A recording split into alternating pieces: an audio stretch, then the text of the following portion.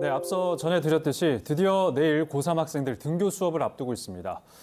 등교 수업을 앞두고 방역 대책 잘 준비가 되고 있는지 한번 짚어보도록 하겠습니다. 부산시 교육청 전영근 교육장 함께하겠습니다. 어서 오십시오. 네. 자, 등교 수업을 앞두고 있다가 이태원발 코로나19 확진이 폭발적으로 증가를 하면서 이제 일주일 연기가 됐는데 드디어 이제 내일입니다. 고3 학생들 등교 수업을 앞두고 있습니다. 방역이 잘 되고 있는지 한번 저희가 점검을 해봐야 될 것 같은데, 근데 여전히 좀 걱정하시는 분들이 계십니다. 이게 돌아가도 되는지. 그래도 이렇게 결정을 하게 된 배경을 좀 설명해 주신다면요. 오늘 아마 질병관리본부에서 발표한 확진자 수가 한 13명이고 네네. 그중에 국내 감염자 수가 한 9명이니까 예. 아직도 안심할 단계는 아니라고 저는 보고 있거든요. 네네. 그런데 왜 고3 학생을 등교할 수밖에 없느냐 하면은 예. 고3 학생들은 바로 대입을 앞두고 있는 학생들이기 때문에 이번에 다시 또 등교하지 않고 연기를 하게 되면은 올해 그 대학 입시 전형 전체가 흔들릴 수밖에 없습니다. 네. 그래서 불가피하게 이번에 등교를 해야 되고, 특히 이제 대학 입시 제도를 보면은 수시 모집 같은 경우는 학교 3학년 1학기 내신 성적이 반영돼야 되고 또 학교 생활 기록부가 반영이 돼야 되는데 네네. 원격 수업만 가지고 중간 기말고사 평가도 불가능하고 사실은. 예. 그다음에 학생들을 등교 수업을 해서 교실에서 관찰을 통해서 학교 생활 기록부에 뭐 세부 능력 특기 사항을 기록해야 되기 때문에 네네. 반드시 등교할 수밖에 없는 그런 상황입니다. 그래서 예. 방역을 철저히 준비를 해서 고3 학생들을 우선해서 등교할 수밖에 없었다고 그렇게 판단하고 있습니다. 알겠습니다. 더 이상 늦출 수는 없는 그런 상황이기 때문에 이제 등교 결정을 하긴 한 건데, 그러면 학교 자체 방역이라든지 또 감염 확산에 대비한 준비가 잘 돼 있는지 궁금하거든요. 어떻습니까?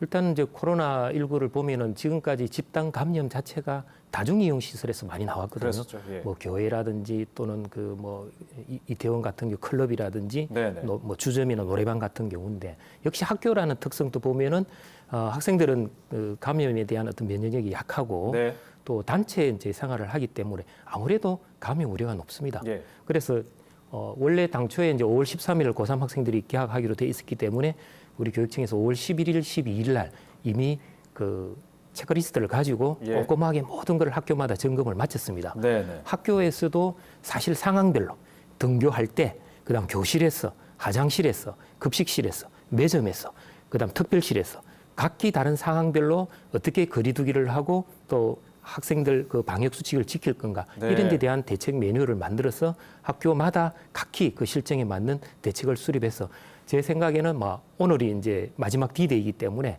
오늘 마지막 최종 점검을 마친 걸로 그렇게 네. 확인하고 있습니다.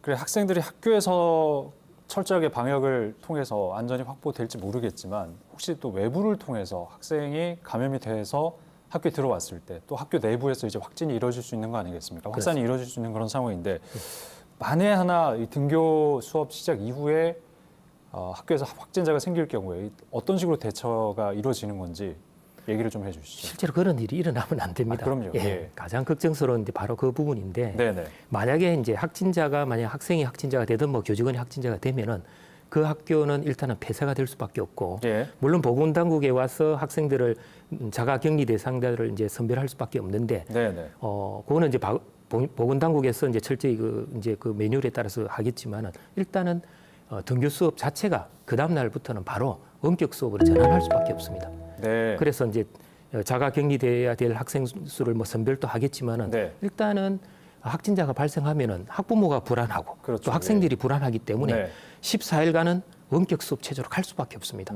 그래서 만약에 고3의 학생이 등교를 했다가 만약 이런 사안이 학교마다 발생하게 되면 네. 상당히 어려움에 처할 수밖에 없는 그런 상황입니다. 그러면 어떤 학교에 만약에 확진자가 발생을 했을 경우에 그 학교만 이제 온라인 수업으로 다시 돌아가는 경우가 생길 수 있다는 거 아니겠습니까? 그런데 사실은 예. 그 학생이 만약에 확진자가 A 학교에 발생하게 되면은 그 학생이 만약 동선에 따라서 역학조사를 해보면 예, 예. 학원에 갔거나 네, 또는 네. 다중이용 시설을 했거나 하다 보면은 이웃 그럴 수도 있겠네요. 이 학교에 네. 다시 모두 또 이제 자가격리자가 발생할 수 있고 이렇기 때문에 굉장히 안 좋은 상황 같은 경우에는 그렇습니다. 그럴 수 있는데 그러면은 네. 정상적인 등교 수업이 어렵다고 봐야 됩니다. 그러면 다른 학교들은 어떻게 됩니까? 몇 개 학교 또 그렇죠. 특정 학교만 온라인 수업을 하게 되고 다른 학교는 정상 수업을 하게 된다면 좀 형평성 논란이 발생할 수 있지 않을까 하는 사실은 생각이 이제 드는데요. 원격 수업 한 지가 한 달 조금 넘었는데 네네. 우리 선생님들이 그동안에 이제 지금은 이제 거의 전문성을 쌓아서 아주 그 좋은 플랫폼을 가지고 수업을 하고 있기 때문에 실제 교실에서 하는 수업이나 또는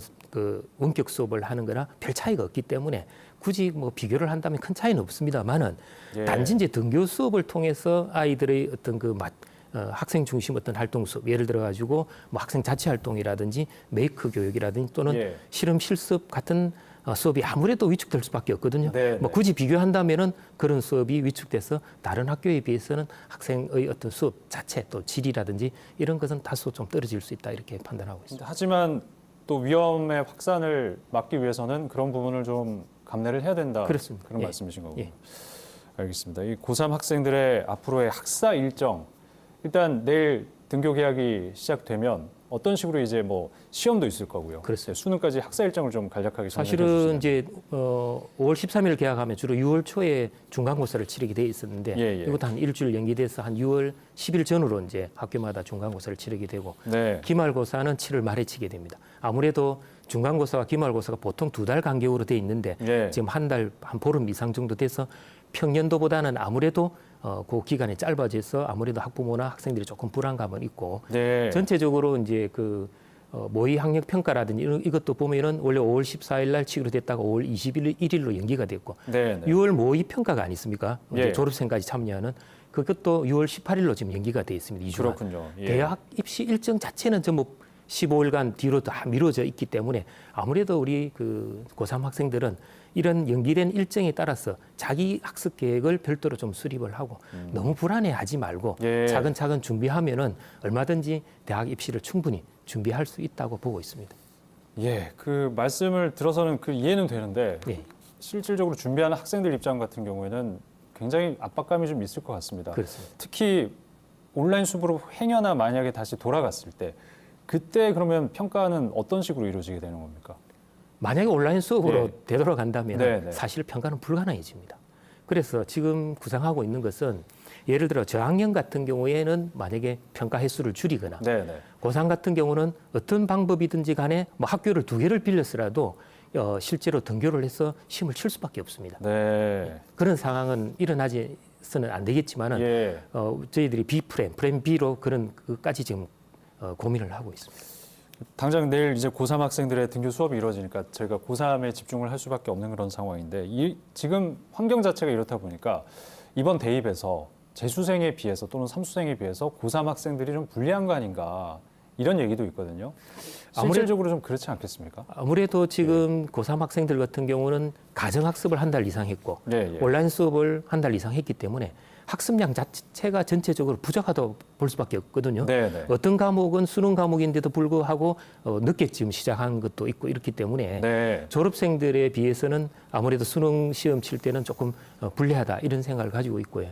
다만 이제 교육부에서 어떤 얘기를 한번 했냐면은 그럼 이 학생들에 대해서 고3 학생들에 대해서 조금 불리하지 않은 그런 대안을 좀 만들 수는 없느냐 이런 데 대해서 고민을 해보겠다는 했지만은 실제로 대학 입시 자체는 이미 학쟁대회가 있고 네. 그다음에 대학에 자율적으로 맡겨난 상태이기 때문에 예. 교육부에서 강제할 수 있을까 이런 생각이 그렇죠. 들고 네. 다만 제가 만약에 고3 학생이라면 바람은 수능 그 시험 범위를 조금 조정했으면은 예를 들어 그 범위를 조금 축소했으면 네, 하는 그런 네. 바람이나 아니면 수시 모집에서 수능 최저 등급이 있는 학교가 많기 때문에 예. 그 최저 등급을 조금 하향해 주면은 아, 고3 학생들한테 네. 큰 불이익이 조금 해소될 수 있는 방법은 아니겠나 이런 생각은 드는데 과연 그게 가능할지는 그렇죠. 다소 의문이 예. 듭니다. 예. 교육부에서 굉장히 고민이 클 것 같습니다. 그런 예, 부분에 예. 있어서도 지금 한 200일, 199일 정도 199일 남았습니다. 남았군요. 예. 알겠습니다.